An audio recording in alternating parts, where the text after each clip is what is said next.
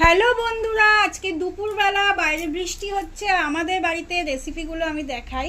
এই হচ্ছে চিংড়ি মাছ দিয়ে কচুর শাক। বন্ধুরা, কারা খেতে পছন্দ করো বলবে।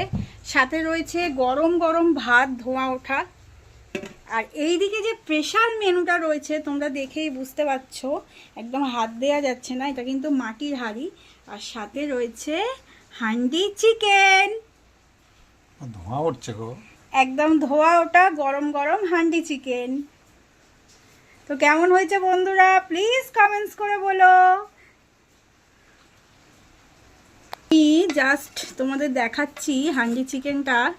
আলুর সাইজটা দেখো, ঠিক এরকম বড় বড় করে আলুটা দিয়েছি, যেমন মনে হচ্ছে খাসির মাংস। আর এই যে লেগ পিস, মানে এতটাই সফট হয়েছে, মাংস হাড় থেকে ছেড়ে বেরিয়ে যাচ্ছে।